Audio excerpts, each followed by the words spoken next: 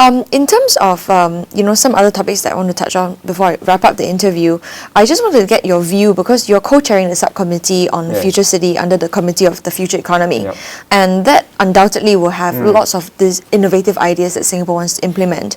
So, can you give us some insight into this process, and what are some of the issues that Singapore considers for its future? Well, the subcommittee which I'm co-chairing with Chong Ming from PSA is about our future city. So it relates to our urban infrastructure and what sort of plans we have for the future. So we are thinking about how urban infrastructure needs to be transformed to support the future economy. At the same time, how infrastructure itself can be a driver.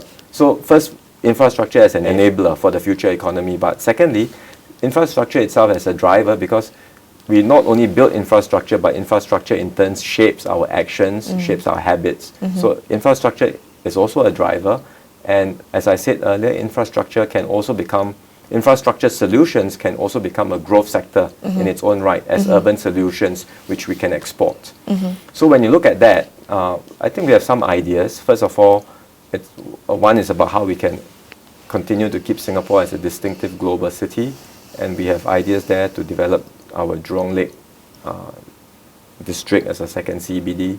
We have the ideas of moving the PSA port to Tuas and then freeing up waterfront land for development.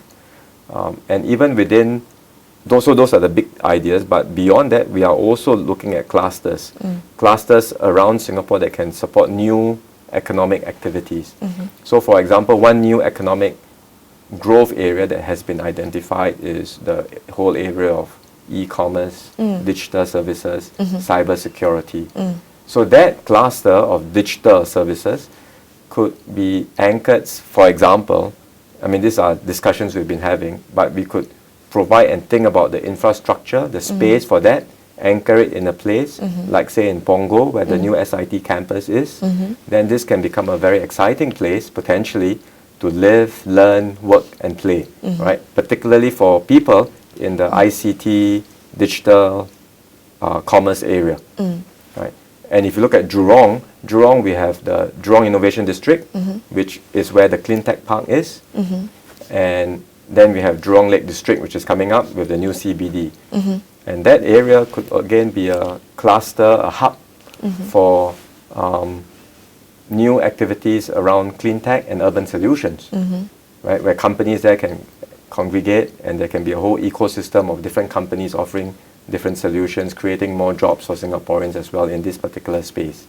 So that's some of the ideas around the infrastructure to support the future economy. We also think that if Singapore were to be successful as a hub for the region, then you can expect a lot of logistics, a lot more shipments of goods coming into our ports, airport, seaport, and also within Singapore.